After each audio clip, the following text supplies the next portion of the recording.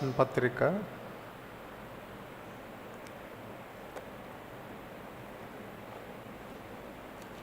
4వ అధ్యాయం.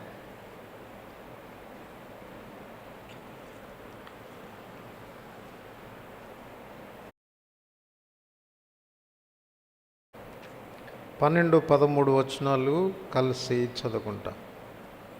కొలస్సీలకు రాసిన పత్రిక 4వ అధ్యాయం 12-13 వచనాలు కలిసి చదువుకుంటాం. మీలో ఒకడును క్రీస్తు యేసు దాసుడైన ఎపఫ్రా మీకు వందనములు చెప్పుచున్నాడు. మీరు సంపూర్ణులను, ప్రతి విషయంలో దేవుని చిత్తమును గూర్చి సంపూర్ణ ఆత్మ నిశ్చయిత గలవారునై నిలకడగా ఉండవలనని ఇతడెల్లప్పుడూ మీ కొరకు తన ప్రార్థనలో పోరాడుచున్నాడు. ఇతడు మీ కొరకును, లవదికీయ వారి కొరకును, హీరాపోలి వారి కొరకును బహు ప్రయాసపడుచున్నాడని తన గూర్చి సాక్ష్యమిచ్చుచున్నాను. చదువుకున్న లేఖన భాగంపై దేవుడు తన ఆశీర్వాదం ఉంచి చేరివచ్చిన మనందరితో కూడా ప్రభు మాట్లాడునుగాక. ప్రార్థన కొరగా మన హృదయాల్ని ప్రభు సిద్ధపరచునుగాక. ప్రార్థన చేసుకుంటాం. ప్రియమైన తండ్రి, మరొకసారి ఈ రాత్రి వేళ మీ సన్నిధానంలో కనపడడానికి మీరు ఇచ్చిన ఆధిక్యతను బట్టి వందనములు. మేము కూడి వచ్చినంత లాభదాయకంగా ఆశీర్వాద కారణంగా చేయమని ప్రార్థిస్తూ ఉంటున్నాం.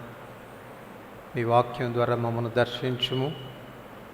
ప్రార్థన కొరకైన ప్రేరణ మాకు కలుగునట్లు చేయండి. యుక్తంగా ప్రార్థన చేసి మీ సన్నిధి నుండి మేము జవాబులు పొందడానికి కృపనివ్వండి. యేసు ప్రభు నామమున వందనములతో ప్రార్థిస్తున్నాం తండ్రి, ఆమేన్. కొలస్సీలకు రాసిన పత్రిక 4వ అధ్యాయం 12-13 వచనాలు మనం చదువుకున్నాం. ఈ 12-13 వచనాలు మనం జాగ్రత్తగా గమనిస్తే ప్రార్థించే వ్యక్తికి ఉండవలసినటువంటి గుణలక్షణాలు లేక స్థితిగతులు. రెండవ విషయం, ప్రార్థించవలసినటువంటి ప్రాముఖ్యమైన సంగతులు. రెండు భాగాలుగా దీన్ని మనం విభాగించుకోవచ్చు. మొదటిగా ప్రార్థించే వ్యక్తికి ఉండవలసిన స్థితి.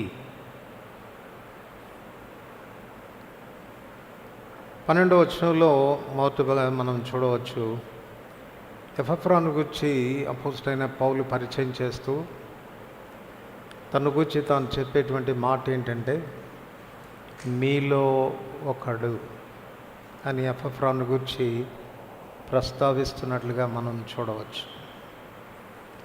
వాస్తవానికి ఎపఫ్రా ఎవరు అనంటే, అపోస్తలుడైనటువంటి పౌలు కొలస్సీలకు ఈ పత్రిక రాసినప్పటికీ ప్రత్యక్షంగా కొలస్సీలో ఉన్న సంఘ స్థాపనకు పౌలు పాటుపడినవాడు కాడు. ఒక మాటలో చెప్పాలంటే, పౌలు యొక్క పరిచర్య ద్వారా మేలు పొందిన వారి చేత కొలస్సీలో ఉన్నటువంటి సంఘం స్థాపించబడింది. అలాగా సంఘ స్థాపన కొరకై పాటుపడినటువంటి వారిలో ఎపఫ్రా ఒకడు. అందుకనే ఎపఫ్రాను గురించి రాస్తూ మొదటి అధ్యాయం 7వ వచనంలో ఏం చెప్తున్నాడు, ఎపఫ్రాను మా ప్రియుడైన తోడి దాసుని వలన మీరు ఈ సంగతులు నేర్చుకుంటురి. సో దీన్ని బట్టి ఎపఫ్రా ఎవరు అంటే, he is the founder of the church at Colossae. Colossae ఉన్న సంఘానికి స్థాపకుడైనటువంటి వాడు. రెండవది, he is the teacher, bible teacher. మా వలన నేర్చుకున్న సంగతులు ఎపఫ్రా మీకు తెలియచేస్తూ వచ్చాడు అని చెప్తున్నాడు. సర్వసాధారణంగా సంఘ స్థాపకుడు, మంచి బోధకుడు అని చెప్తున్నప్పుడు అటువంటి వారు నేను మీలో ఒకడిని అని చెప్పుకోవడానికి ఇష్టపడరు. అంటే సాధారణమైనటువంటి విశ్వాసులతో తాను సమానునిగా చేసుకోవడానికి వారు ఇష్టపడరు. అంటే వారి స్థానాన్ని బట్టి వారు కొంచెం అతిశయించేటువంటి ఆస్కారం అనేది ఉంది. మీకంటే కొంచెం నేను అధికుణ్ణి అని అతిశయపడేటువంటి ఆస్కారం ఉంది. కానీ పౌలు ఎపఫ్రాను గురించి సాక్ష్యం ఇస్తున్నప్పుడు తన గురించి ఏమని చెప్తున్నాడంటే, ఎపఫ్రా ఎలాంటి వాడంటే మీలో ఒకడు తను, హీఈస్ వన్ అమంగ్ యూ, అంటే మీతో సమానమైనటువంటి వాడే అన్నటువంటి భావనతో పౌలు చెప్తున్నట్లుగా మనం చూడవచ్చు. ఇది ఎపఫ్రాలో కనపడినటువంటి దీనత్వము అని మనం చెప్పుకోవచ్చు. సో ప్రార్థన కొరకు ప్రాథమికమైనటువంటి గుణశీలం కలిగి ఉండాల్సినటువంటి మనం ఏంటి ఆ గుణశీలము అని అంటే దీనత్వం, విరిగి నలిగిన హృదయం. అది ప్రభు మన యొద్ద నుండి కోరుతాడు. యాకోబు పత్రిక 4వ అధ్యాయం 6వ వచనం మనందరికీ తెలుసు. దేవుడు అహంకారులను ఎదిరించి దీనులకు కృప అనుగ్రహించును అని. 2 దినవృత్తాంతములు 7వ అధ్యాయం 14వ వచనం, నా పేరు పెట్టబడిన నా జనులు తమ్మును తాము తగ్గించుకొని ప్రార్థన చేసిన ఎడల, సో నేను వారి ప్రార్థన ఆలకిస్తాను అని ప్రభు చెప్పడం మనం చూడవచ్చు. 34వ కీర్తన 17-18 వచనాలు. 34వ కీర్తన 17-18 వచనాలు. నీతిమంతులు మొరపెట్టగా యెహోవా ఆలకించును, వారి శ్రమలన్నిటిలోండి వారిని విడిపించును. విరిగిన హృదయము గల వారికి యెహోవా ఆసన్నుడు, నలిగిన మనసు గలవారిని ఆయన రక్షించును. విరిగిన మనస్సు గలవారికి ఆయన ఆసన్నుడైనటువంటి వాడు అని చెప్పవచ్చు. లూకాసు వార్త 18వ అధ్యాయంలో కూడా 13-14 వచనంలో, సుంకరి దూరంన నిలిచుండి కనులెత్తుటకైనను ధైర్యం చాలక రొమ్ము కొట్టుకొనొచ్చు, దేవా పాపిన నన్ను కరుణించును అని ప్రార్థించినప్పుడు దేవుడు తన ప్రార్థన ఆలకించి నీతిమంతునిగా తీర్చినట్లు మనం చూస్తాం. సో ప్రార్థనలో కనపడవలసిన ప్రాథమికమైన విషయం ఏంటంటే దీనత్వం, విరిగి నలిగిన మనస్సు, తగ్గించుకున్నటువంటి స్వభావం. అదే పౌలు ఎపఫ్రాను గురించి తాను చెప్తా ఉన్నాడు. ఎపఫ్రా మీలో ఒకడు అనేటువంటి మాట. రెండోది ఎపఫ్రాను గురించి అదే వచనంలో చెప్తాడు, క్రీస్తు యేసు దాసుడు అనేటువంటి మాట. సో దేవుని యొద్ద నుండి మన ప్రార్థనలకు మనం సమృద్ధి అయినటువంటి జవాబు పొందాలనంటే మన దేవునికి మనం దాసులంగా ఉండాలి. లూకాసు వార్త 17వ అధ్యాయం 7-10 వచనాలు. లూకాసు వార్త 17వ అధ్యాయం 7-10 వచనాలు కలిసి చదువుకుంటా. దున్నువాడు కానీ మేపువాడు కానీ మీలో ఎవరికైనా ఒక దాసుడు ఉండగా వాడు పొలంలో నుండి వచ్చినప్పుడు నీవు ఇప్పుడే వెళ్ళి భోజనం చేయమని వానితో చెప్పడు. అంతేకాక నేను భోజనం చేయుటకు ఏమైనాను సిద్ధపరిచి నడుము కట్టుకొని నేను అన్నపానములు పుచ్చుకునే వరకు నాకు పరిచారం చేయము, అటు తర్వాత నీవు అన్నపానములు పుచ్చుకొని వచ్చినని వానితో చెప్పును. కానీ ఆ దాసుడు ఆజ్ఞాపింపబడిన పనులు చేసినందున వాడు దయ చూపెనని వానిని మెచ్చున. అటువల్లే మీరును మీకు ఆజ్ఞాపించబడినవన్నీ చేసిన తర్వాత మేము నిష్ప్రయోజకమైన దాసులము, మేము చేయవలసినవే చేసి ఉన్నామని చెప్పుడా నేను. సో ఒక దాసునికి ఉండవలసిన గుణలక్షణాలు చెప్తా ఉన్నాడు ఇక్కడ. వాడు పొలంలో పనిచేసి మరి ఇంటిలో పనిచేసి యజమానుడు ఆజ్ఞాపించినవన్నీ చేసిన తర్వాత ఎంత దయ చూపించావరా నాకు అని మెచ్చుకుంటాడా యజమానుడు? వాడు చేసిన దానికి వాడిని ఏమన్నా ప్రశంసిస్తాడా అంటే లేదట. పైగా వీడేం చెప్పాలి? ఆజ్ఞాపించబడినవన్నీ చేసిన దాసుడు ఏమని చెప్పాలి? మేము నిష్ప్రయోజకమైన దాసులం, చేయవలసినదే చేశాం. సో ప్రార్థనలకు జవాబు రావడానికి మనం కలిగి ఉండాల్సిన రెండవ సుగుణం ఏంటి అనంటే ఆయన దాసులంగా ఉండాలి, ఆయన ఆజ్ఞకు బద్ధులమై ఉండాలి. ఆజ్ఞాపించినవన్నీ కూడా మనం చేసే వరంగా ఉండాలి. ఈ దాసుడు ఆలకించుచున్నాడు, ఆజ్ఞ ఇమ్ము అన్న దృక్పథంలో మనం చేయాలి. యోహాను సువార్త 15వ అధ్యాయం, యోహాను సువార్త 15వ అధ్యాయం 7వ వచనం. యోహాను సువార్త 15వ అధ్యాయం 7వ వచనం అందరు కలిసి చదువుకుంటాం. నా యందు మీరును మీ యందు నా మాటలను నిలిచి ఉండినడలా మీకేది ఇష్టమో అగుడి అది మీకు అనుగ్రహింపబడు.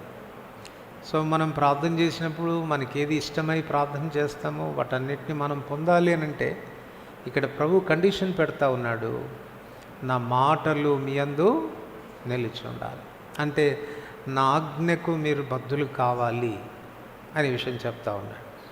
యోహాను రాసిన మొదటి పత్రిక 3వ అధ్యాయం, యోహాను రాసిన మొదటి పత్రిక 3వ అధ్యాయం 22వ వచనం కలిసి చదువుకుంటా. 22వ వచనం, మరియు మనం ఆయన ఆజ్ఞలను గైకొనుచు ఆయన దృష్టికి ఇష్టమైనవి చేయుచున్నాం గనక మనం ఏమి అడిగినను అది ఆయన వలన మనకు దొరుకును. సో వ్యక్తిగతమైన జీవితంలో ప్రభువుకు నిజంగా మనం దాసులుగా ఉండకుండా స్వచ్ఛందంగా మనం జీవిస్తూ మన ఇష్టానుసారంగా మనం జీవిస్తూ దేవుడు ఏమీ ఆజ్ఞాపిస్తున్నాడు అన్నటువంటి గమనంలో మనం ఉండకుండా, ఆయన ఆజ్ఞాపించిన తర్వాత కూడా ఆయన ఆజ్ఞలకు బద్ధులం కాకుండా మనం ఒకవేళ జీవిస్తే, మనం ఇలాగ ప్రార్థన కొరకు వచ్చినప్పుడు మనకు ఆ ధైర్యం రాదు, కాన్ఫిడెన్స్ రాదు, దేవుడు మన ప్రార్థనలకు జవాబిస్తాడు అన్నటువంటి భరోసా మనం కలిగి ఉండలేం. కనుక ఎపఫ్రా ప్రార్థన శక్తివంతమైనదిగా కావడానికి ఎపఫ్రాలో కనపడుతున్న రెండవ సుగుణం తాను క్రీస్తు యేసు యొక్క దాసుడుగా తాను ఉన్నట్లుగా మనము చూడవచ్చు. కనుక ఇది రెండవ విషయం. అదే వచనములో చూడండి, కొలసీలకు రాసిన పత్రిక 4వ అధ్యాయం 12వ వచనం. కొలసీలకు రాసిన పత్రిక 4వ అధ్యాయం 12వ వచనం. మీలో ఒకడును క్రీస్తు యేసు దాసుడైన ఎపఫ్రా మీకు వందనములు చెప్పుచున్నాడు. మీరు సంపూర్ణులు, ప్రతి విషయంలో దేవుని చిత్తమును గూర్చి సంపూర్ణ ఆత్మ నిశ్చయగలవారై ఉండవలనని ఇతడు ఎల్లప్పుడూ మీ కొరకు తన ప్రార్థనలో పోరాడుచున్నాడు. సో మూడవ సుగుణం తనలో కనపడేది, మీ కొరకు ప్రార్థనలో అతడు పోరాడుచున్నాడు. సర్వసాధారణంగా మన ప్రార్థనలన్నీ స్వార్థపూరితంగా ఉంటాయి. నేను, నా కుటుంబము, నా పిల్లలు, నా బంధువులు అని మనం ఆ సర్కిల్లో ఉంటాం. ముందు మన కొరకు, మన పిల్లల కొరకు చేసుకుంటాం. సో ఇక్కడ మనకు కనపడే మరొక శ్రేష్టమైన గుణలక్షణం ఏంటంటే సెల్ఫ్లెస్ ప్రేయర్ అని చెప్పవచ్చు. స్వార్థరహిత ప్రార్థన, మీ కొరకు తను చేసే ప్రార్థన మీ కొరకు. సో ఇది విజ్ఞాపన ప్రార్థన గురించి మాట్లాడుతుంది. సర్వసాధారణంగా మన కొరకు మనం ప్రార్థన చేసుకునేటప్పుడు ఎంత ఇంటెన్సిటీతో, అంటే ఎంత తీవ్రతతో మనం ప్రార్థన చేస్తామో, ఇతరుల యొక్క అక్కర కొరకు, ఇతరుల యొక్క అవసరత కొరకు అదే తీవ్రతతో మనం ప్రార్థించాం. ఆ భారం మనకుండదు. మనం ఇతరుల కొరకు ప్రార్థన చేసేటప్పుడు మామూలుగా క్యాజువల్గా ప్రార్థన చేస్తాము, వారి కొరకు, వారి అక్కర కొరకు ప్రార్థన చేస్తాము. మన దగ్గరికి వచ్చేసరికి, మన అవసరతల విషయానికి వచ్చేసరికి ఎక్కడ లేని ఏడుపు వచ్చేస్తాయి, ఎక్కడ లేని కన్నీళ్ళు వచ్చేస్తాయి. ఇక భారభరితంగా చేస్తాం ప్రార్థన. సో ఎపఫ్రా అలాంటి వాడు కాదు. ఎపఫ్రా తన గురించి కానీ, తన క్షేమాన్ని గురించి కానీ, తన కుటుంబాన్ని గురించి కానీ తను ఆలోచిస్తున్నటువంటి వాడు కాదు. అతని భారం, అతని ప్రార్థన, అతని కన్సర్న్ అంతా కూడా కొలసీలో ఉన్నటువంటి విశ్వాసుల కొరకైనటువంటి భారం అని చెప్పుకోవాలి. సో సెల్ఫ్లెస్, నిస్వార్థమైనటువంటి ప్రార్థన చేసినట్లుగా మనకు కనపడుతుంది. మనకు 2 చక్కని ఉదాహరణలు బైబిల్ గ్రంథంలో మనకు కనపడతాయి. నిర్గమకాండం 32వ అధ్యాయం 11 నుంచి 14 వచనాల్లో మోషే ఇశ్రాయేలు కొరకు చేసినటువంటి ప్రార్థన. ప్రభు చక్కని ఆఫర్ ఇచ్చాడు మోషే నువ్వు కొంచెం తప్పుకో, ఈ ఇశ్రాయేలీలందరినీ కూడా సంహరించేస్తాను, నీ వలన నాకు ఒక సంతతిని నేను సిద్ధం చేసుకుంటాను, వీళ్ళందరినీ నాశనం చేయాలనుకున్నాను అన్నప్పుడు మోసే చేసిన ప్రార్థన మనకు జ్ఞాపకం ఉంది. ఏమంటాడు చెప్పండి? నువ్వు వారిని క్షమించిన ఎడల సరి, నువ్వు వారిని క్షమించకపోయిన ఎడల జీవగ్రంథంలో నుండి నా పేరు తుడిచి. తనకెంత అంటే తాను మేలు పొందేది. ప్రభు ఇస్తున్నాడు తనకు ఆఫర్. ప్రభు అలాగనా, చాలా సంతోషమయ్యా, అలాగే చేయి స్వామి అని చేసుకొని ఉండవచ్చు తన ప్రార్థన. సో తన కన్సర్న్ ఇశ్రాయేలు ప్రజల పక్షంగా తనకు ఎటువంటి కన్సర్న్ ఉందో మనం చూడవచ్చు. అపోజిట్ పౌలు కూడా క్రొత్త నిబంధనలోనికి వస్తే ఇశ్రాయేలు విషయంలో తనకున్న కన్సర్న్ గురించి చెప్తాడు. వారి రక్షణ పొందవలనని నా హృదయాభిలాష, వారి విషయమై నేను దేవునికి చేయు ప్రార్థన. ఒకవేళ వారు రక్షించబడకపోతే, ప్రభువుని ఎరగకపోతే, క్రీస్తు నుండి వేరై నేను శాపగ్రస్తుడిగా ఉండడానికి కూడా నేను ఇష్టపడతాను. ఇటువంటి కన్సర్న్ ఇతరుల పక్షంలో కలిగి ఉన్నాడో మనం చూడవచ్చు. సో ఇటువంటి ప్రార్థన మనం చేసేటువంటి వారంగా ఉన్నాం. అటువంటి ప్రార్థనలు దేవుడు త్రోసివేయలేడు. మోషే చేసినటువంటి ప్రార్థన బట్టి దేవుడు ఇశ్రాయేలీయులలో చేయాలని తలంచినటువంటి కీడు చేయకుండా తాను పశ్చాత్తాపడినట్లుగా మనం చూడవచ్చు. అపోజిట్ అయినటువంటి పౌలు యొక్క ప్రార్థన కూడా దేవుడు ఆ రీతిగానే ఆలకించాడని మనం చెప్పుకోవచ్చు. తర్వాత లూకా సువార్త 22వ అధ్యాయంలో 31, 32 వచనాల్లో మన రక్షకుడైన యేసుక్రీస్తు ప్రభువారు ఈ విషయంలో మాదిరిగా ఉన్నట్టు మనం చూస్తాం. పేతురుతో అంటాడు, పేతురు సాతాను గోధుమల వలె మిమ్మల్ని చల్లించాలని అనుకున్నాడు, నీ నమ్మిక తప్పిపోకుండా ఉన్నట్లు నేను నీ కొరకు వేడుకొంటిని, నీవు స్థిరపడిన తర్వాత నీ సహోదరులను బలపరచు అని తాను వారికి పేతురుకి హెచ్చరిక చేసినట్లుగా మనం చూస్తాం. సో మన వ్యక్తిగతమైనటువంటి అవసరతల కొరకు, మన కుటుంబ అవసరతల కొరకు, మన రక్త సంబంధికుల అవసరతల కొరకు ఎంత భారంగా మనం ప్రార్థన చేస్తామో దానికంటే ఎక్కువగా మనం ఇతరుల యొక్క అవసరతల కొరకు, ప్రాముఖ్యంగా సంఘం యొక్క అవసరతల కొరకు అదే భారంతో ప్రార్థించాల్సినటువంటి వారంగా మనం గడపడుతున్నాం.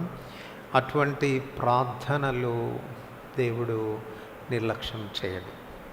తర్వాత 4వదిగా మనం గమనిస్తే చూడండి, 13వ వచనంలో, కొలస్సీ 4వ అధ్యాయం 13వ వచనంలో మనకు కనపడుతుంది, ఇతడు మీ కొరకును లవదుకియ వారి కొరకును హియరపోలి వారి కొరకును బహు ప్రయాసపడుచున్నాడని ఇతను గురించి సాక్ష్యం ఇచ్చుచున్నాను. సో ఎపఫ్రా కొలస్సీ సంఘం యొక్క సభ్యుడు అని చెప్పుకోవాలి. కొలస్సీ సంఘ స్థాపకుడు, కొలస్సీ సంఘ సభ్యుడు అని కూడా మనం చెప్పుకోవాలి. కానీ ఎపఫ్రా కేవలం కొలస్సీలో ఉన్న సంఘం కొరకు మాత్రమే కాకుండా తాను లవొదికీయలో ఉన్న సంఘం కొరకు, హీరాపోలిలో ఉన్నటువంటి సంఘం కొరకు కూడా తాను ప్రార్థించేటువంటి వ్యక్తిగా మనకు కనపడుతుంది. అంటే ఇంకో మాటలో చెప్పాలంటే వ్యక్తి ఎటువంటి వాడు అని అంటే వైడర్ విజన్, ఎక్కువైనటువంటి దర్శనము కలిగినటువంటి వాడు. సర్వసాధారణంగా మనం ప్రార్థన చేసుకుంటే మన బేర్షిబా కొరకు, బేర్షిబా విశ్వాసుల కొరకు ప్రార్థన చేస్తామేమో, ఆ పరిధి దాటి మనం వెళ్ళాలి. కోకోకోలా సంస్థ వారిని గురించి ఒక మాట చెప్పబడింది. వాళ్ళంతా ప్రపంచవ్యాప్తంగా వారి వ్యాపారం వృద్ధి చెందడానికి కారణం ఏంటి అనంటే వారు ఒక స్లోగన్ పెట్టుకున్నారంట. ఏమిటి ఆ స్లోగన్ అనంటే think globally, work locally. Think globally, work locally అంటే దాని అర్థం ఏంటంటే ప్రపంచమంతటిని గురించి ఆలోచించు, స్థానికంగా పనిచేయి. నువ్వు స్థానికంగా పని చేస్తున్నప్పుడు నీవు ఎలాంటి దృక్పథం ఉండాలంటే, నేను ప్రపంచం అంతటికీ అందచేయాలి, నా సరుకు ప్రపంచం అంతటికీ పోవాలి అన్నటువంటి దృక్పథంలో నువ్వు ఉండాలి. స్థానికంగా ఆ రీతిగా నువ్వు ప్రయాసపడాలి. సో ఎపఫ్రా జీవితంలో అది మనకు కనపడుతుంది. కేవలం కొలస్సీలో ఉన్న సంఘం కొరకు మాత్రమే కాదు, లవదీకలో ఉన్న వారి కొరకు, హీరాపోలిలో ఉన్న వారి కొరకు, కొలస్సీలో ఉన్న సంఘం కొరకు ఎంత భారంగా తాను ప్రార్థన చేశాడో, ఈ మిగిలిన సంఘాల కొరకు కూడా అదే భారంతో తాను ప్రార్థించినట్లుగా మనకు కనపడుతుంది. చూడండి 12వ వచనం చివరిలో కొలస్సీలో ఉన్న సంఘాన్ని కొరకు రాస్తూ మీ కొరకు ప్రార్థనలో పోరాడుచున్నాడు. సో కొలస్సీలో ఉన్న సంఘం కొరకు ప్రార్థనలో పోరాడుతున్నట్లుగా కనపడుతుంది. 13వ వచనంలో మీ కొరకును, లవదీకీ కొరకును, హీరాపోలి వారి కొరకును బహు ప్రయాసపడుచున్నాడని ఇతని గురించి సాక్ష్యం ఇస్తుంది. ఇంకో మాటలో చెప్పాలనంటే ఇతర సంఘాల కొరకు కొంచెం విశేషణం రాశాడు కదా, అక్కడ బహుగా ప్రయాసపడుచున్నాడు. సో ఈ కన్సర్న్ అనేది ఇతర సంఘాల విషయాల్లో కూడా మనం కలిగినటువంటి వారంగా ఉండాలి. ప్రపంచంలో చెదిరి ఉన్నటువంటి విశ్వాసులందరి కొరకు మనం ప్రార్థించాల్సినటువంటి అవసరం ఉంది. శిష్యులైనటువంటి వారు మాకు ప్రార్థన చేయ నేర్పము అన్నప్పుడు ప్రభు శిష్యులకు ప్రార్థన చేయ నేర్పిస్తూ ఆయన చెప్పినటువంటి మాటల్లో ఒక మాట ఏంటంటే, నీ రాజ్యము వచ్చునుగాక అని ప్రార్థించమని కోరినట్టు మనం చూస్తాం. దేవుని రాజ్యం అంటే, దేవుని రాజ్యం ఎక్కడ ఉంది చెప్తాడు కదా, దేవుని రాజ్యం ఇక్కడ ఉందని, దేవుని రాజ్యం అక్కడ ఉందని చెప్ప వీలు పడదు. మనమే ఆయన రాజ్యం, ఆయన రక్తం ద్వారా విమోచించబడినటువంటి ప్రజల సముదాయమే రాజ్యం. ఎక్కడుంది ఈ రాజ్యం అనంటే, విజయవాడలో ఉంది, హైదరాబాద్లో ఉంది, ముంబైలో ఉంది, అమెరికాలో ఉంది, ఫ్రాన్స్లో ఉంది. సో ఆయన రాజ్యం కొరకు ప్రార్థిస్తున్నప్పుడు మన దృక్పథం ఆ రీతిగా ఉండాలి. విశాలమైనటువంటి మనసు కలిగినటువంటి వారమై స్థానికంగా ఉన్న వారి విషయంలో ఎంత భారంగా ప్రార్థన చేస్తామో, ప్రపంచంలో ఉన్న విశ్వాసుల కొరకు, దేవుని రాజ్యం కొరకు కూడా అదే కన్సర్న్తో ప్రార్థించాల్సినటువంటి అవసరం ఉంది. అందుకే తిమోతికి రాస్తూ అపోస్తలుడైన పౌలు మొదటి తిమోతి 2వ అధ్యాయం మొదటి 2 వచనాలు కలిసి చదువుకుంటాం. మొదటి తిమోతి 2వ అధ్యాయం మొదటి 2 వచనాలు. మనం సంపూర్ణ భక్తియు మాన్యతయు కలిగి నెమ్మదిగాను సుఖముగాను బ్రతుకు నిమిత్తం అన్నిటికంటే ముఖ్యంగా మనుషులందరి కొరకును, రాజుల కొరకును, అధికారుల కొరకును విజ్ఞాపనలు, ప్రార్థనలు, యాచనలు, కృతజ్ఞతాస్తుతులు చేయవలనని హెచ్చరించుచున్నాను. మనుషులందరి కొరకు. సో మన ప్రార్థన ఆ రీతిగా ఉండాలి. సో వైడర్ విజన్ కలిగి, విశాలమైన దృక్పథంతో, విశాలమైన దర్శనం కలిగిన వారమై ప్రార్థించాల్సినటువంటి అవసరం. ఇక 5వది ఎపఫ్రాలో కనపడుతున్న 5వ శ్రేష్టమైన గుణలక్షణం, అటు 12వ వచనం చివరిలో మీ కొరకు ప్రార్థనలో అతడు పోరాడుచున్నాడు, 13వ వచనం చివరిలో వారందరి కొరకు బహుగా ప్రయాసపడుచున్నాడు అన్నటువంటి మాటలు మనం చూడవచ్చు. పోరాడుట, బహుగా ప్రయాసపడుట, ఈ మాటలకు ఆదిమ భాషలో ఎట్లా ఉంది అని అంటే, తను ఒక పందెములో పరిగెత్తుతున్నట్టు, పందెంలో ఇతరులతో పోటీ పడి పరిగెడుతున్నట్లుగా భావన వచ్చేటువంటి విధానంలో కనపడుతుంది. సో పందెంలో పరిగెత్తుతున్నటువంటి వాడికి ఉండాల్సిన దృక్పథం ఏంటి? పోరాడుతున్నటువంటి వాడికి ఉండాల్సిన దృక్పథం ఏంటి? సాధించే వరకు వదిలిపెట్టకూడదు, గురి చేరుకునే వరకు తను పరిగెడుతూనే ఉండాలి. ఏదో నేను స్టార్ట్ చేశాను, 10 కిలోమీటర్లు పరిగెత్తాను చాలు అన్నటువంటి దృక్పథంతో ఉండకూడదు.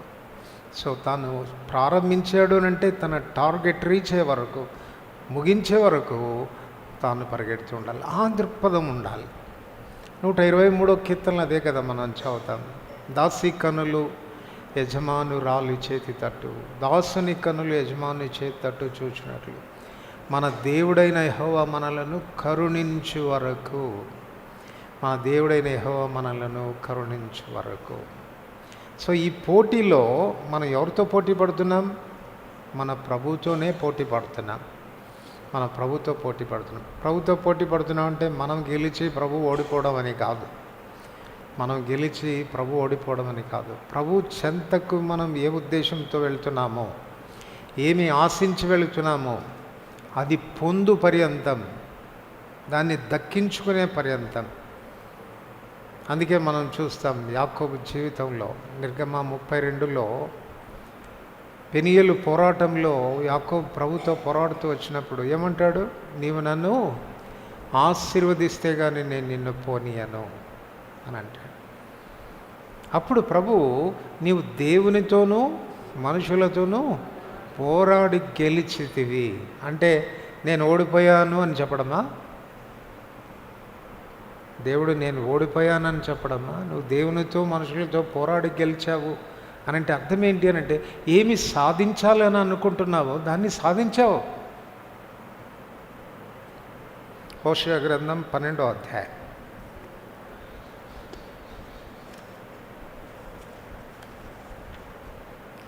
హోషేయ గ్రంథం 12వ అధ్యాయం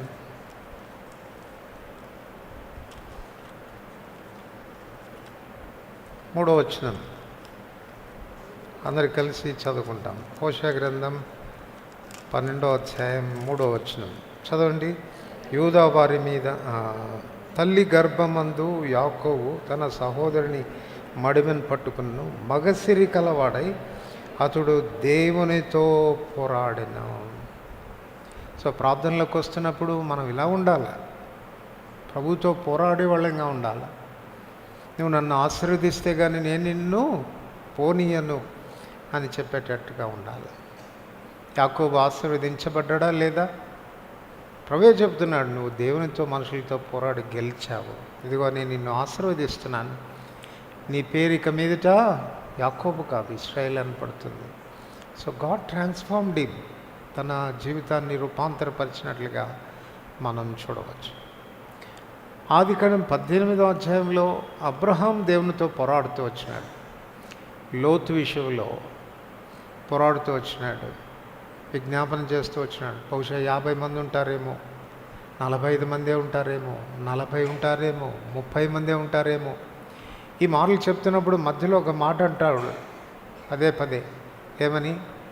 నా ప్రభువుతో నేను మాట్లాడడానికి తెగిస్తూ ఉన్నాను అంటే దాని అర్థం ఏంటి అని అంటే, ఒకవేళ నీ కోపం వచ్చి నన్ను సంహరించాలనుకున్నా సంహరించు, దానికి కూడా నేను తెగిస్తూ ఉన్నాను, కానీ లోతును రక్షించాలి. ఆ అధ్యాయం చివరిలో ప్రభు పాజిటివ్గా జవాబిచ్చినట్టు మనకేమీ కనపడదు. ఎందుకంటే దేవుడు అబ్రహాంతో మాట్లాడుట చాలించి వెళ్ళిపోయాను అని చదువుతాం. కానీ 19వ అధ్యాయంలోనికి వచ్చేసరికి 19వ అధ్యాయంలో మనం ఏం చదువుతామండి? 15వ వచనంలో లోతును వారి కుటుంబంతో దూతలు చెప్తున్న మాట ఏంటి చెప్పండి, చదవండి.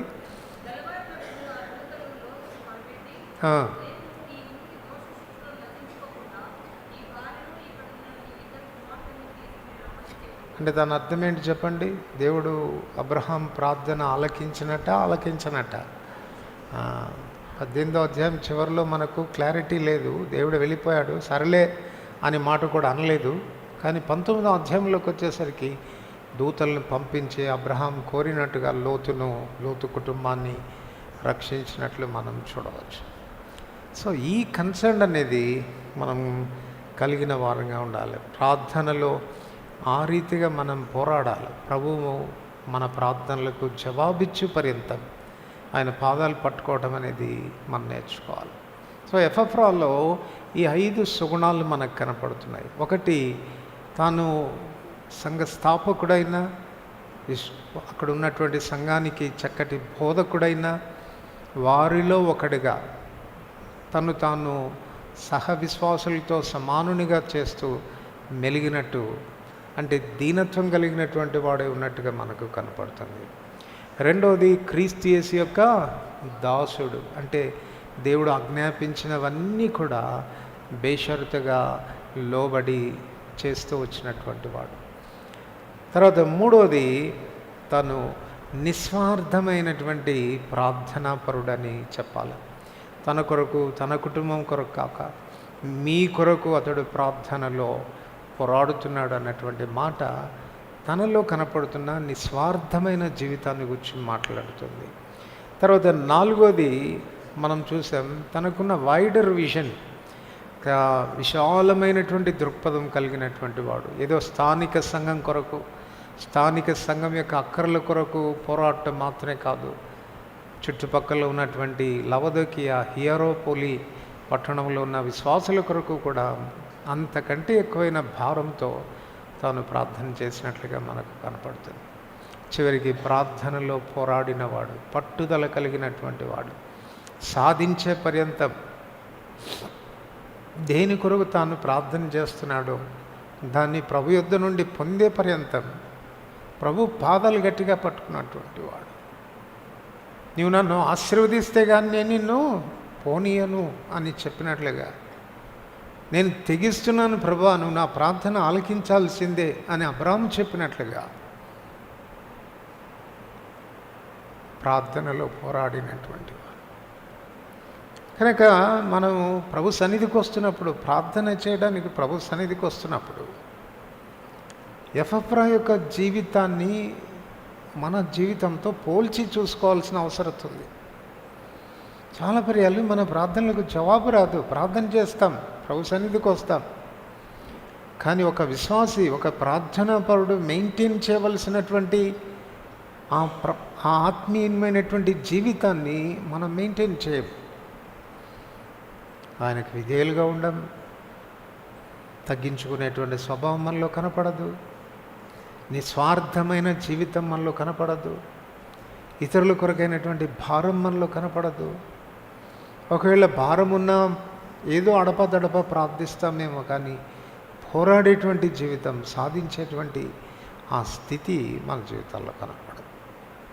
సో మొదటి భాగంలో మనం ఏం అర్థం చేసుకుంటున్నామంటే, ఎపఫ్రా ప్రార్థన చాలా శక్తివంతమైంది. తాను చేసినటువంటి ప్రార్థనలకు జవాబు తాను పొందగలిగాడు అని అంటే కారణం, ఒక ప్రార్థనాపరుడుగా తాను మెయింటైన్ చేయవలసిన తన స్థితిని తాను కాపాడుకుంటూ వచ్చాడు. ఇక రెండవ భాగంలోనికి వెళితే, ఎపఫ్రాకు ఉన్నటువంటి భారాలేంటి, ఏ విషయంలో తాను భారం కలిగి ప్రార్థన చేశాడు సంఘం కొరకు అని అంటే చూడండి. మళ్ళీ కొలసీలకు రాసిన పత్రిక 4వ అధ్యాయం, కొలసీలకు రాసిన పత్రిక 4వ అధ్యాయం, కొలసీ 4వ అధ్యాయం 12వ వచనం. మీలో ఒకడును క్రీస్తు యేసు దాసుడైన ఎపఫ్రా మీకు వందనములు చెప్పుచున్నాడు, మీరు సంపూర్ణులను. సో తన ప్రార్థన విషయంలో తనకున్నటువంటి ప్రాథమికమైనటువంటి తలంపు ఏంటి అనంటే, మీరు సంపూర్ణులు కావాలి, మీరు సంపూర్ణులు కావాలి. సో ఒక క్రైస్తవుని యొక్క జీవితంలో ఇది చాలా చాలా ప్రాముఖ్యమైనటువంటి సంగతి. సంపూర్ణత, మెచ్యూరిటీ, ఎదుగుదల అని మనం చెప్పుకోవాల్సి వస్తుంది. సో రక్షించబడినటువంటి మనం మన వ్యక్తిగతమైనటువంటి జీవితాల్లో ఎప్పుడు కూడా పరిశీలన చేసుకోవాల్సిన విషయం ఏంటంటే, నేను ఎంత ఎదిగాను, ఎంత మెచ్యూరిటీలోనికి వచ్చాను, ఎంత ఆత్మీయమైనటువంటి పరిపక్వత నాలో కలిగింది అని ఆలోచించుకోవాలి.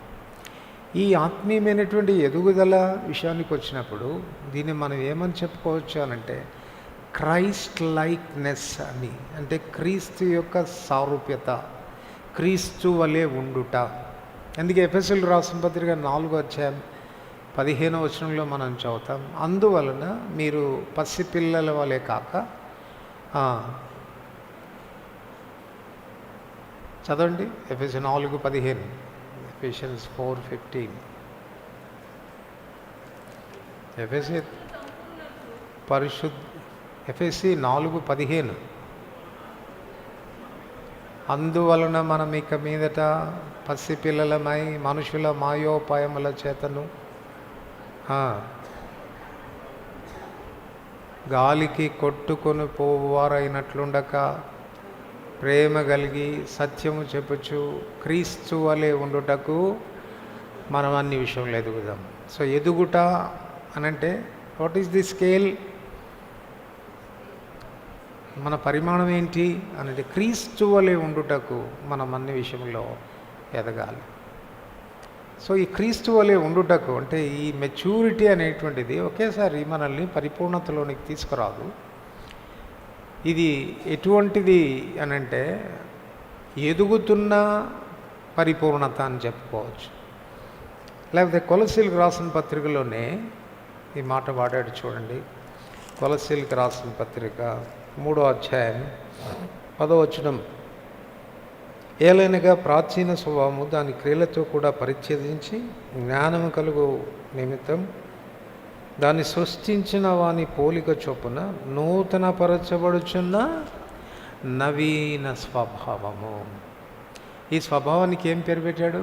నూతన పరచబడుచున్న. సో మనం చచ్చే వరకు ఈ ప్రాసెస్ అనేది మనలో కొనసాగుతూనే వస్తుంది. కాకపోతే ఈ ప్రాసెస్ ఎట్లా ఉండాలంటే ప్రోగ్రెసివ్ వేలో ఉండాలి. ప్రోగ్రెసివ్ వేలో ఉండాలి. ఆరోహణం కావాలి కానీ అవరోహణం కాకూడదు కదా. పోయిన సంవత్సరమే నాకు చాలా బాగుండేదాన్ని, చాలా బాగుండేవాడిని, ఈ సంవత్సరం ఉన్న భక్తి కూడా పోయింది అన్నట్టుగా ఉండకూడదు. సో ఎఫ్ఎఫ్రాకు ఉన్నటువంటి కన్సర్న్ ఏంటి? కొలసీలో ఉన్న సంఘం కానీ, లవోదికీయలో ఉన్న వారి విషయంలో కానీ, హీరాపోలీలో ఉన్న వారి విషయంలో కానీ తనకున్న కన్సర్న్ ఏంటంటే మీరు ప్రభు వలె ఉండాలి. 1 కొరింథీ 3వ అధ్యాయం 1వ వచనం చదవండి ఎవరైనా. 1 కొరింథీ 3వ అధ్యాయం 10వ వచనం. 1 కొరింథీ 3వ అధ్యాయం 1వ వచనం. 3వ అధ్యాయం 1వ వచనం. సహోదరులారా, ఆత్మ సంబంధమైన మనుషులతో మాట్లాడినట్టు నేను మీతో మాట్లాడలేకపోతే శరీర సంబంధులైన మనుషులేనియో ఎవరంట? క్రీస్తునందు పసిబిడ్డలు. సో స్పిరిచువల్ ఆత్మీయత అనేటువంటిది ఎదుగుదలను గురించి మాట్లాడుతుంది. శరీర సంబంధులుగా మనం ఉంటే దేవుని వాక్యం అంటుంది మీరు క్రీస్తులో పసిబిడ్డలు లాంటి వారు.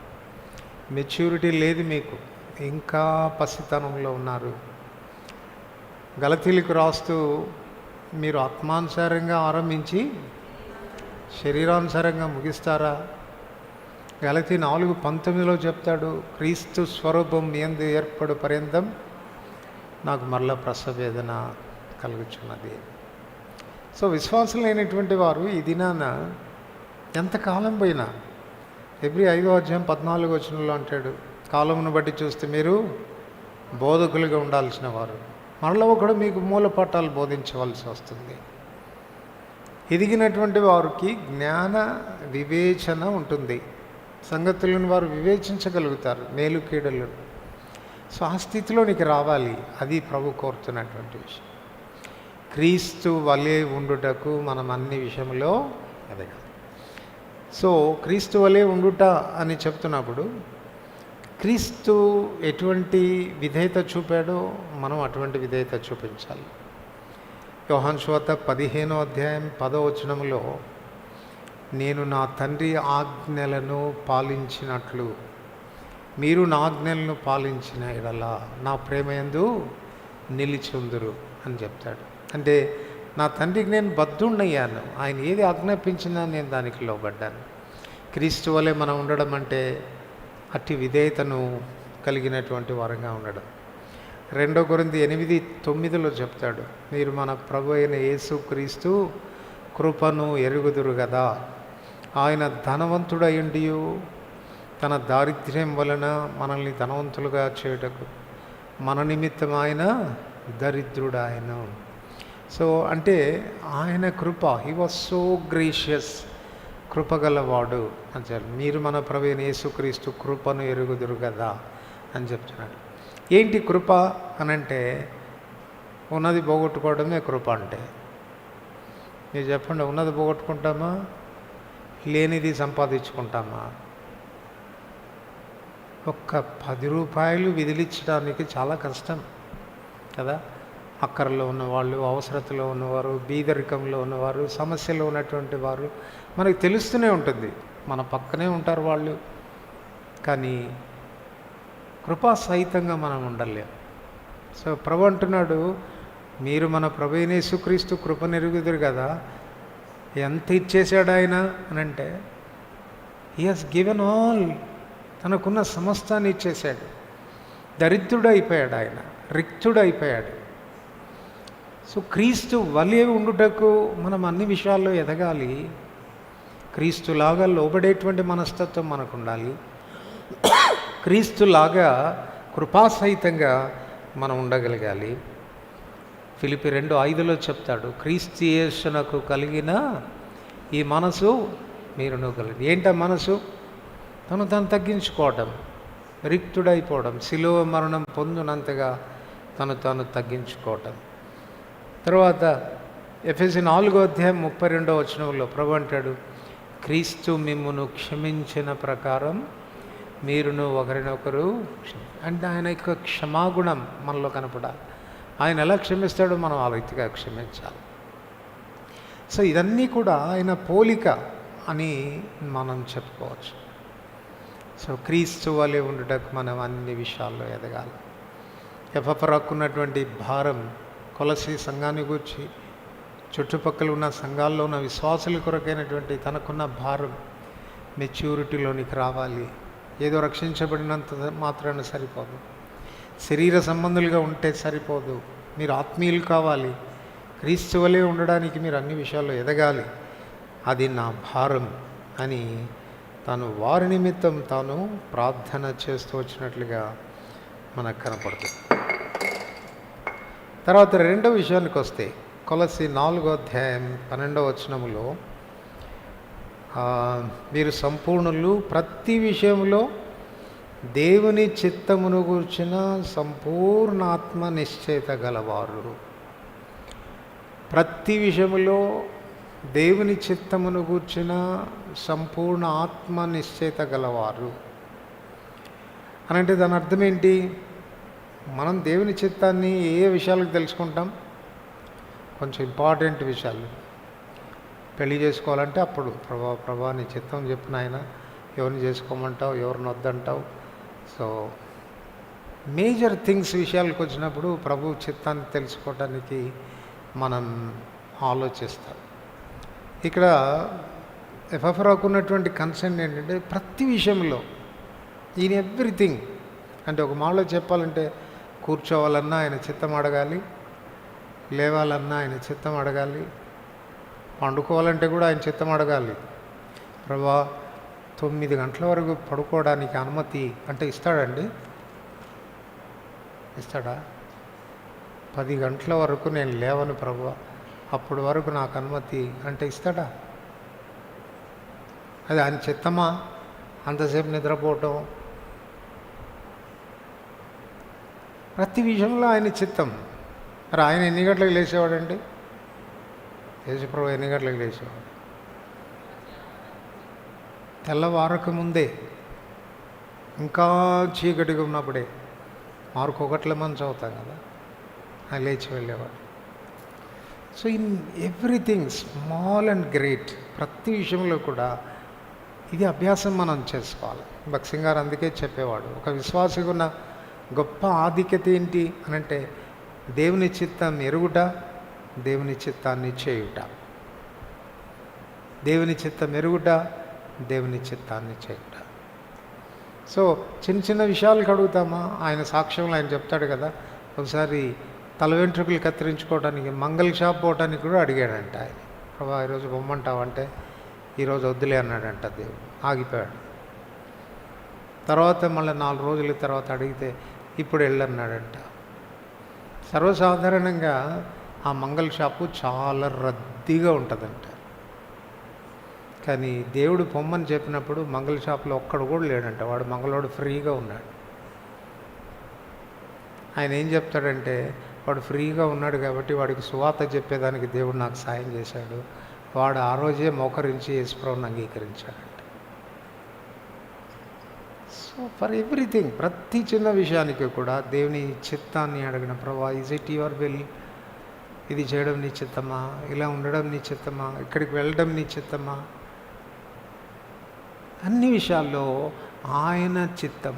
పైగా ఎట్లా ఉండాలి అని అంటే, ఏదో నాకు ఆయన చిత్తం అనిపిస్తుంది అని కాదు. ఎట్లా ఉండాలంట, సంపూర్ణ ఆత్మ నిశ్చయత ఉండాలి. సంపూర్ణ ఆత్మ నిశ్చయత ఉండాలి. నీలోనున్న పరిశుద్ధాత్మ దేవుడు స్టాంప్ వేయాలి, ఎస్ ఇది దేవుని చిత్తం, కమాన్ యూ ప్రొసీడ్ అని పరిశుద్ధాత్మ దేవుడు మనతో చెప్పాలి. సో అభిధానంలో అన్ని విషయాల్లో కూడా ఆయన చిత్తానుసారంగా మనం చేసేదానికి మనం నేర్చుకోవాల్సినటువంటి అవసరత ఎంత ఉంది. సో ఎఫ్రాకున్న హృదయ భారం అది. మీరు అన్ని విషయాల్లో కూడా దేవుని చిత్తమునకు వచ్చిన సంపూర్ణ ఆత్మనిశ్చయత గలవారు కావాలి. చెప్పగలగాలి, దేవుడు చెప్పాడు నాతో ఈ రీతిగా, దేవుడు సెలవిస్తేనే నేను ఇది చేస్తూ ఉన్నాను. ప్రవక్తలు ఆ రీతిగా చెప్పలేదా? ఏమన్నాడు? యెహోవా మాట చొప్పున, యెహోవా మాట చొప్పున. నేను ఈ మాటలు పలుకుతున్నానంటే యెహోవా సెలవిస్తేనే చెప్పాను. యెహోవా మాట చొప్పున వెళ్ళమన్నాడు, వచ్చాను. యేసుప్రభువు వారు ఎంత చక్కని మాదిరి. నా అంతటా నేనే రాలేదు, ఆయన పంపితే వచ్చాను. నా అంతటా నేను మాట్లాడలేదు, ఆయన మాట్లాడమంటేనే మాట్లాడాను. నా అంతటా నేను ఏమీ చేయలేదు, ఆయన చేయమంటేనే నేను చేశాను. మరియమ్మ చెప్తే కూడా చేయలేదు కదా, అమ్మ నాతో నీకేమీ అని. నా సమయం ఇంకా రాలేదు, మా నాన్నగారు చెప్పలేదు నాకు. సో విశ్వాసులమైనటువంటి మనం ఈ అనుభవంలోనికి రావాలి. అన్ని విషయాల్లో దేవుని చిత్తాన్ని తెలుసుకొని ఆయన చిత్తానుసారంగా ప్రతిదీ మనం చేయడానికి మనం ఇష్టపడితే మన జీవితాలు నష్టపరచుకో. చాలాసార్లు మన బుద్ధికి తోచినట్లుగా మనం తీర్మానాలు చేసి, మన బుద్ధికి తోచినట్లుగా పెళ్ళిళ్ళు చేసుకొని, ఆ తర్వాత సంసారం నరకమై వదిలిపెట్టుకుందామనంటే వీలు కాదు, కొనసాగుదామనంటే నెమ్మది ఉండదు. కాన్సిక్వెన్సెస్, పరిణామాలు దీర్ఘకాలంగా ఉంటాయి, సస్టైన్ అవుతూనే ఉంటాయి. అవి అటువంటి పరిస్థితులు మన జీవితంలో మనం తెచ్చుకోకూడదు. చేతులు కాలిన తర్వాత ఆకులు పట్టుకున్న చందంగా మనం ఉండకూడదు. మనకు ఒక కౌన్సిలర్ ఉన్నాడు కదా. 32వ కీర్తన 8వ వచనంలో ఏం చెప్తాడండి? నీ మీద దృష్టి ఉంచి నీకు ఆలోచన చెప్తాను, నీవు నడవలసిన మార్గాలు నేను నీకు తెలియచేస్తాను, నీకు ఉపదేశం చేస్తాను. నేను బుద్ధి జ్ఞానం లేని గుర్రం వల్లైనను కంచరగాడిద వల్లైనా మీరు ఉండకూడదు. నేనున్నాను కదా మీకు జ్ఞానం చెప్పేవాడిని, నేనున్నాను కదా మీకు బోధించేవాడిని, నేనున్నాను కదా మీకు సలహా ఇవ్వడానికి. ఎప్పుడన్నా అడిగావా నన్ను? Did you enquire? దావీదు తన అనుభవంలో తను చెప్పే మాట, నేను యెహోవా వద్ద విచారణ చేయగా ఆయన నాకు కలిగిన భయాలన్నిటి నుండి నన్ను తప్పించాడు. ప్రభా వస్తాడా సౌలు ఇక్కడికి అంటే, వస్తాడయ్యా, వాడు బయలుదేరాడు, ఇక్కడి నుంచి వెళ్ళిపో నువ్వు. ఒకసారి కేయిల వారికి తను మేలు చేశాడంట. మేలు చేస్తే చాలా కృతజ్ఞతగా ఉంటారు ఈ కేయిల వాళ్ళు, నన్ను సౌలుకి అప్పగించారనుకొని కేయిలలో స్థిరంగా ఉన్నాడు. కేయిలాకు సౌలు రావడం ప్రారంభించాడు. ప్రార్థన చేశాడు, ప్రభా కేయిలా ప్రజలు నన్ను అప్పగిస్తారా అంటే, తప్పకుండా అప్పగిస్తారు, నేను వెళ్ళిపోయి ఇక్కడి నుంచి. అలా డౌట్ వచ్చింది, ప్రభా వీళ్ళకి ఇంత మేలు చేశాను కదా, ఈ దుర్మార్గులు నన్ను అప్పగిస్తారు. రెండోసారి అడిగాడంట. రెండోసారి అడిగితే రెండోసారి చెప్పాడు, అప్పగిస్తారు నిశ్చయంగా, నువ్వు అక్కడి నుంచి వెళ్ళిపో. విచారణ చేయడం అనేది నేర్చుకోవాలి. ఆయన చిత్తం ఏంటి అని తెలుసుకోవడానికి అడగడం నేర్చుకోవాలి. చాలా పర్యాలు మన జీవితాలకి నష్టం కొని తెచ్చుకోవడానికి, ఇబ్బందుల్లో మనం కూరుకొని పోవటానికి కారణం ఏంటి అని అంటే, మన బుద్ధికి పని పెడతాం. ఈ మాత్రం నేను ఆలోచించలేనా, ఈ మాత్రం నాకు తెలివి లేదా, నేను చదువుకోలేదా, నేను అంత తెలివైనోడిని కాదా అని మన స్వబుద్ధి మీద మనం ఆధారపడి దేవుని చిత్తాన్ని తెలుసుకోవడానికి ఏమాత్రం ప్రయత్నం చేయాలి. సో ఎపఫ్రా హృదయంలో ఉన్నటువంటి భారం ఏంటి అని అంటే, మీరు దేవుని చిత్తాన్ని తెలుసుకోవాలి. ఎఫెసీ 5:15 నుండి రాస్తాడు కదా, దినములు చెడ్డవి గనక సమయమును పోనీయక సద్వినియోగం చేసుకొనొచ్చు, అజ్ఞానుల వలె కాక జ్ఞానుల వలె నడుచుకోండి. ఇందు నిమిత్తం మీరు అవివేకులు కాక ప్రభు యొక్క చిత్తమేమిటో గ్రహించి తెలుసుకొనండి. ఆత్మ పూర్ణులై ఉండుడి. అంటే పరిశుద్ధాత్మ దేవుడు మనలోనికి వచ్చింది దేని కొరకు అని అంటే, మనకు సలహాలు ఇవ్వడానికే, మనతో మాట్లాడడానికి, మనకు సంగతులు తేటపరచడానికి, దేవుని చిత్తాన్ని బయలుపరచడానికి, ఇది దేవుని చిత్తమని నిర్ధారణ చేయడానికి పరిశుద్ధాత్మ దేవుడు మనలోనికి వచ్చాడు. ఆయన కంట్రోల్లో ఉండండి, ఆయన ఆధీనంలో ఉండండి, ఆయన చేత నింపబడి ఉండండి. అప్పుడు ఆయన చిత్తం మీద మీకు చాలా తేటగా స్పష్టంగా అర్థమవుతుంది. అది ఎపఫ్రాకున్నటువంటి భారం. మరొక భారం ఏంటో చూడండి. కొలస్సీ 4:12 నిలకడగా ఉండవలెనని. So he's praying about stability of a believer. ఒక విశ్వాసి తాను నిలకడగా ఉండాలి. చూడండి, మనం ఆత్మీయంగా మన జీవితాలు ఎంతో చక్కగా ప్రారంభించవచ్చు, కానీ ఎంత స్టేబుల్గా ఉన్నావు, ఎంత నిలకడగా ఉన్నావు అన్నది చాలా చాలా అవసరమైనటువంటి విషయం.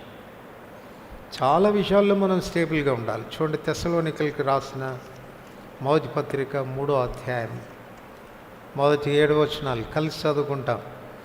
తెస్సలోనికైకి రాసిన మొదటి పత్రిక 3వ అధ్యాయం మొదటి 7 వచనాలు. కాబట్టి ఇక సహింపజాలక ఏథెన్స్లో మేమొంటిగా నేను ఉండటం మంచిదని ఎంచి ఈ శ్రమల వలన ఎవడునూ కదిలింపబడకుండానట్లు మిమ్మును స్థిరపరచుటకును, మీ విశ్వాస విషయమై మిమ్మల్ని హెచ్చరించుటకును, మన సహోదరుడును క్రీస్తు సువార్త విషయంలో దేవుని పరిచారకుడైన తిమోతిని పంపితిమి. మేము మీతో ఉన్నప్పుడు మనం శ్రమలను అనుభవింపవలసి ఉన్నదని మీతో ముందుగా చెప్పితిమి కదా. అలాగే జరిగినది. ఇది మీకును తెలియను. అట్టి శ్రమలను అనుభవించుటకు మనం నియమింపబడిన వారమని మీరు. ఇందుచేత నేనును ఇకను సహింపజాలక శోధకుడు మిమ్మల్ని ఒకవేళ శోధించినేమోనియు మా ప్రయాసం వ్యర్థమైపోనియమనియు మీ విశ్వాసమును తెలుసుకున్న వల్లనే అతన్ని పంపితిమి. తిమోతియు ఇప్పుడు మీ యొద్ద నుండి మా యొద్దకు వచ్చి మేము మిమ్మల్ని ఎలాగ చూడని అపేక్షించుచున్నామో అలాగే మీరును మమ్మను చూడని అపేక్షించు ఎల్లప్పుడూ మమ్మల్ని ప్రేమతో జ్ఞాపకం చేసుకునిచున్నారని మీ విశ్వాసమును గురించి, మీ ప్రేమను గురించి సంతోషకరమైన సమాచారం మాకు తెచ్చాను. అందుచేత సహోదరులారా, మా ఇబ్బంది అంతటిలోనూ శ్రమ అంతటిలోనూ మీ విశ్వాసమును చూచి మీ విషయంలో ఆదరణ పొందుతుంది. సో పౌలు తెస్సలోనికైకి రాస్తున్నాడు, నేను మీ యొద్ద ఉన్నప్పుడు చెప్పాం కదా, నాకు చాలా శ్రమలు వస్తాయి, ఇబ్బందులు వస్తాయని చెప్పాం కదా, అటువంటి పరిస్థితులే మీకు వచ్చినాయి కదా. కానీ ఇలాగ జరుగుతున్నప్పుడు అపవాది మిమ్మల్ని శోధించే ఆస్కారం ఉంది. ఏం దేవుడండి, నిజంగా మీ దేవుడైతే ఎందుకు ఈ శ్రమలండి, మీకు ఈ ఇబ్బందులు ఎందుకు, ఈ సమస్యలు ఎందుకు అని అపవాది మిమ్మల్ని శోధించే ఆస్కారం ఉంది. సో మీరు వెళుతున్నటువంటి శ్రమల్లో విశ్వాసం నుండి మీరు సడలిపోయే ఆస్కారం ఉంది.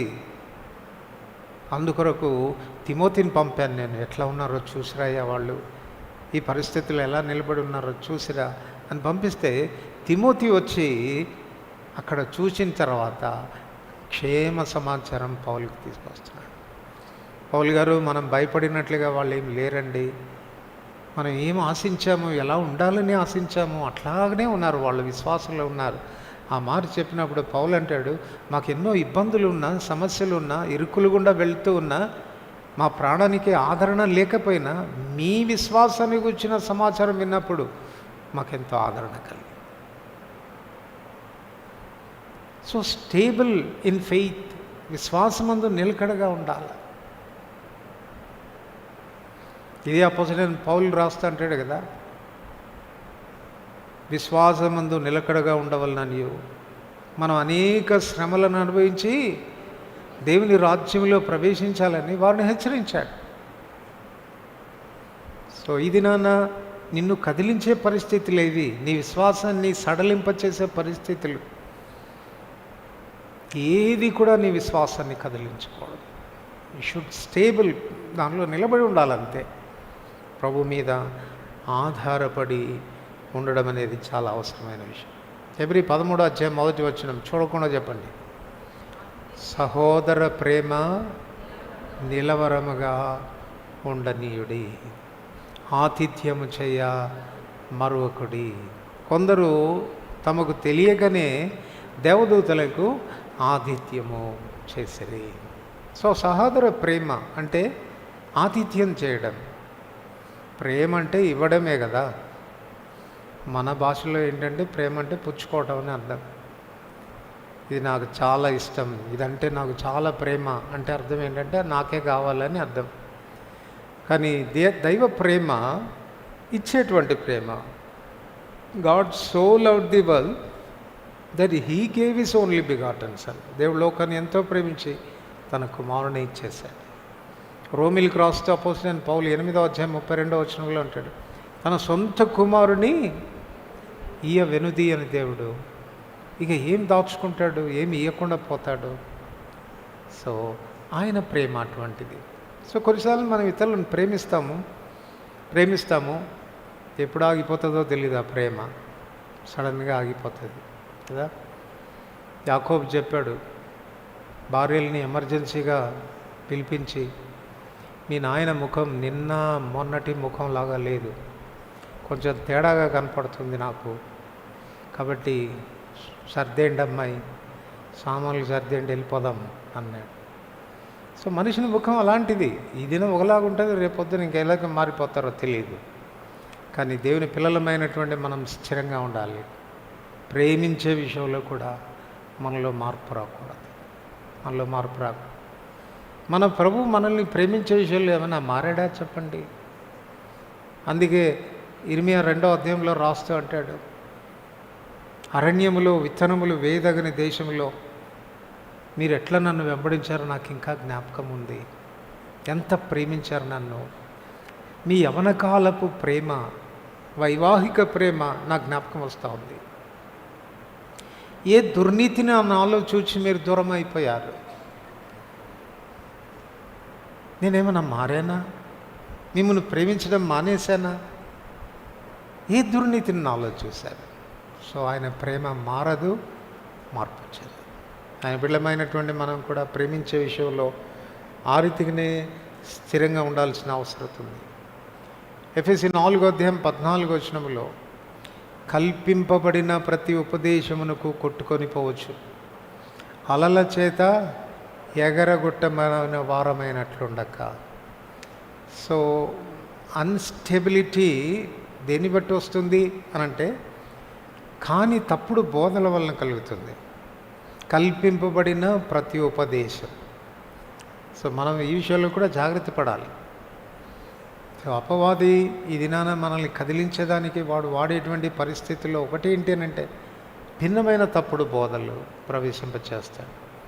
సత్యం మనకు తెలియనప్పుడు, దేవుని వాక్యాన్ని గురించిన పరిజ్ఞానం లేనప్పుడు, మనం పసిపిల్లలంగా ఉన్నప్పుడు కల్పింపబడిన ప్రతి ఉపదేశానికి వాళ్ళు అటు చెప్తే అటు పోతాం, మళ్ళీ వాళ్ళు అటు నుంచి ఇటు చెప్తే ఇటు వస్తాం. అటు ఇటు కొట్టుకొని పోవచ్చు. అలల చేత ఎగరగొట్టబడిన వారమైనట్లు ఉండకూడదు. సో రైట్ డాక్ట్రిన్లో మనం నిలిచి ఉండాలి. సరైనటువంటి బోధలో మనం నిలిచి ఉండాలి. 1 కొరింథీ 15:58లో చెప్తాడు, ప్రభునందు మీ ప్రయాసము వ్యర్థం కాదని ఎరిగి స్థిరులను కదలని వారై ఎప్పటికి నీ ప్రభు కార్యాభివృద్ధి యందు ఆసక్తులైనడు. ఒకప్పుడేమో దేవుని ఇంట్లో చాలా ఉత్సాహంగా పనిచేస్తాం. ఎందుకు ఆగిపోయామో ఎవరికి తెలియదు. బ్రదర్, అక్కడ ప్రేమ కనపడలేదు బ్రదర్, ఆదరించే వాళ్ళు కనపడలేదు బ్రదర్, మాట్లాడేవాళ్ళే కనపడలేదు బ్రదర్, ఏదో సాకు చెప్తూ ఉంటారు. గుర్తుపెట్టుకోవాల్సిన విషయం ఏంటంటే, అనుకూల పరిస్థితుల్లో ప్రభులో మనం నిలిచి ఉండడం కాదు, ప్రతికూల పరిస్థితుల్లో కూడా ప్రభులో మనం నిలిచి ఉండాలి. గాలి వచ్చను, వాన వచ్చను, విసిరి గాలి ఆ ఇంటి మీద కొట్టను, కానీ ఆ ఇల్లు పడలేదు, అది స్థిరంగా ఉంది. ఆ ఇల్లు అనొచ్చు కదా, ఇంత పెద్ద గాలి వస్తే, ఇంత పెద్ద తుఫాను వస్తే, ఇంత వరదలు వస్తే ఎట్ట నిలబడమంటావు నన్ను అని అనలేదే. ఆ ఇల్లు నిలబడింది, స్థిరంగా ఉంది. వ్యతిరేక్తమైనటువంటి పరిస్థితుల్లో సైతం ప్రభువును సేవించేదాని కొరకు పూనుకున్న మనం ప్రభు అప్పగించినటువంటి పనిలో స్థిరులుగా ఉండాలా, కదలని వారుగా ఉండాలా. ఎవరు ఎటుపోయినా పర్వాలేదు, ఎవరు ఏం మాట్లాడినా పర్వాలేదు, ఎవరు నన్ను ఎంత నిరుత్సాహపరిచినా పర్వాలేదు, I still continue in the work of the lord. దేవుని పనిలో నేను కొనసాగుతాను అన్నటువంటి దృక్పథంతో మనం నిలిచి ఉండాలి. చివరిగా కొలసి 4వ అధ్యాయం 2వ వచనం. కొలసి 4వ అధ్యాయం 2వ వచనం. ప్రార్థన యందు నిలకడగా ఉండి, ప్రార్థన యందు నిలకడగా, స్టేబుల్ ఇన్ ప్రేయర్, ప్రార్థనలో నిలకడగా ఉండాలి. సో చాలా విషయాలు ఉన్నాయి మనం నిలకడగా ఉండాల్సిన విషయాలు. కొన్ని మచ్చుకు మాత్రం నేను మీకు చూపించడం అనేది జరిగింది. సో ప్రేమలో నిలకడగా ఉండాలా, విశ్వాసంలో నిలకడగా ఉండాలా, ప్రభు సేవలో మనం నిలకడగా ఉండాలా. తర్వాత ప్రభును ఇతరులను ప్రేమించే విషయంలో, ఆతిథ్యం ఇచ్చే విషయంలో, ఎవరి విషయంలో కూడా నిరుత్సాహపడకూడదు. వీడిని ఇంత ప్రేమించానే ఇంత దుర్మార్గుడు అయిపోయాడే అన్నటువంటి దృక్పథంతో మనం ప్రేమించడం ఆపివేయకూడదు. Still we should love them, ప్రేమిస్తూనే ఉండాలా. సో ఇప్పుడు ఎఫ్ఎఫ్రాకు ఉన్నటువంటి కన్సర్న్ ఇది. ప్రాముఖ్యంగా ఈ 3 సంగతుల విషయాల్లో ఎఫ్ఎఫ్రా భారం కలిగి ప్రార్థన చేస్తూ ఉన్నాడు. మొట్టమొదటిది, మీరు సంపూర్ణులు కావాలి, మెచ్యూరిటీలోకి రావాలి, క్రీస్తు వలె ఉండుటకు మీరు అన్ని విషయాల్లో ఎదగాలి. రెండవది, అన్ని విషయాల్లో సంపూర్ణ ఆత్మ నిశ్చయిత కలిగిన వారుగా ఉండాలి. ఎస్, ఇది దేవుని చిత్తం అని ఖండితంగా చెప్పగలిగిన వారుగా ఉండాలి. మూడవది, పరిస్థితులు ఏమి వచ్చినా మిమ్మల్ని కదిలించకూడదు, మీరు స్థిరంగా ఉండాలి. ఇది తన ప్రార్థన యొక్క భారాలు అని మనం చెప్పవచ్చు. సో ప్రభు సన్నిధిలోనికి వెళ్తున్నప్పుడు ఒకసారి వాక్య వెలుగులో మనల్ని మనం పరిశీలించుకుందాం. ఎఫ్ఎఫ్రా వలె ఉన్నానా? నా జీవితం ఎఫ్ఎఫ్రా లాగా ఉందా? అట్టి భారం నాకుందా? అట్టి దీనత్వం నాలో ఉందా? తర్వాత అట్టి కన్సర్న్తో నేను ప్రార్థించగలుగుతున్నానా? అట్టి దేవునికి దాసుడుగా అన్ని విషయాల్లో ఆయనకు విధేయత చూపేటువంటి మనస్తత్వం నాలో ఉందా? దీనత్వం నాలో ఉందా అని పరీక్షించుకొని, ఒకవేళ అర్థిగా మనం లేకపోతే ప్రభుత్వ క్షమాపణ కోరుకుందాం. ప్రభా, ఎఫ్ఎఫ్రా లాంటి వాడిగా నన్ను చెయ్యి, అటువంటి సుగుణాలతో నా జీవితాన్ని నింపు. ఆ తర్వాత ఈ ప్రాముఖ్యమైన ప్రార్థన అంశాల కొరకు మనం సంపూర్ణులగునట్లుగా, సంపూర్ణ ఆత్మ నిశ్చయిత కలిగిన వారుగా ఉండటట్లుగా, తర్వాత అన్ని విషయాల్లో నిలకడగా మన జీవితాలు కొనసాగునట్లుగా ప్రార్థన చేస్తాం. ప్రార్థనలో ప్రవేశిస్తాం.